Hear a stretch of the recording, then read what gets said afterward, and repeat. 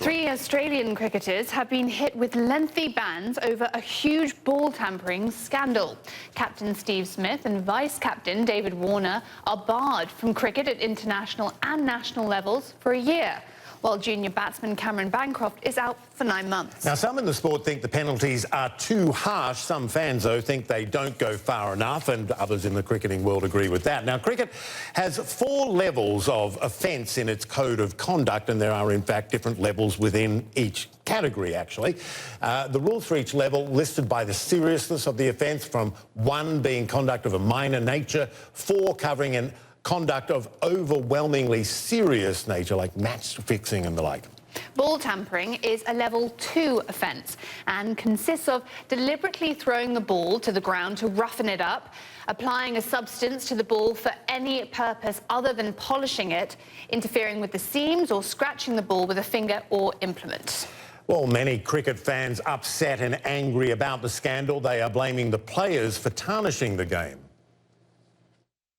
Well, it is a disgrace, really, even though I'd love to be pulling the piss out of the Australians after the underarm incident many years ago.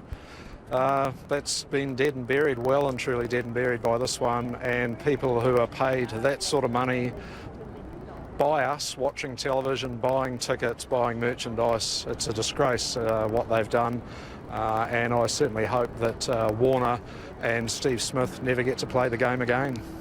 I think it's a big embarrassment. I mean, there's no need for the Australians to cheat because they're a bloody good team. So, yeah, it's very disgraceful.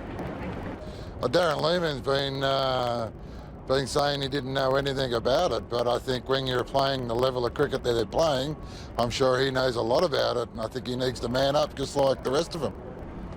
Well, let's get some more reaction from Australia now. SBS Australia's Matt Connellan is at the Sydney Cricket Ground, the SCG.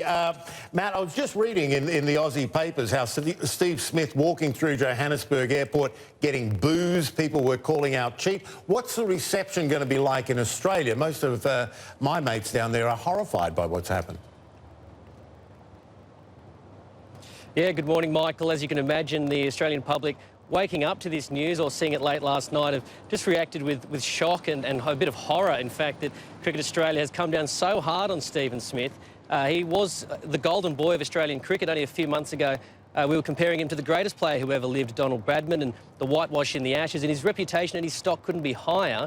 And now it's all come crumbling down around him. And as you said, he was marched through Johannesburg Airport. It was like he was a criminal, the way he was getting jeered and booed through there. And he's expected to land back in Sydney tonight, and we can expect that it'll be a fairly frosty reception, and he is expected to front the media and discuss exactly what happened over in South Africa. Hi, Matt. I was wondering, given that type of reception that he's receiving there, what's the mood in Australia as to whether or not this punishment fits the wrongdoing that actually happened here? Well, the ICC banned Smith for the upcoming 4th test and fined him 100% of his match fee from the 3rd test. They also fined Cameron Bancroft, but that's where the ICC bans ended, and they've been charged under the Cricket Australia Code of Conduct, which is far more wide-ranging, and that's why the bans have been so harsh. I mean, Smith's going to miss 12 months of international and domestic cricket and won't be eligible for a leadership role for another 12 months after that. So Cricket Australia promised to throw the book at them, and they certainly have in a way that's totally unprecedented. I mean, he's the first Australian cricket captain to be sacked in the job effectively. Shane Warne came out today and said that he thinks that the public hysteria around this issue has actually caused Cricket Australia perhaps to overreact and hand down these punishments, but other people saying that maybe they should have stripped Smith of the captaincy but still allowed him to play. So there's no doubt that these punishments are perhaps more severe than people thought they would be, but there are a number of different opinions as to whether perhaps that was too harsh or whether they could have punished them in a different way. Yeah, I think a lot of the purists out there are saying, you know, they deserved a real slap. What I'm also seeing on particularly social media, you've got Warner, you've got Smith, and you've got Bancroft, who are the 3 that are taking the brunt of this.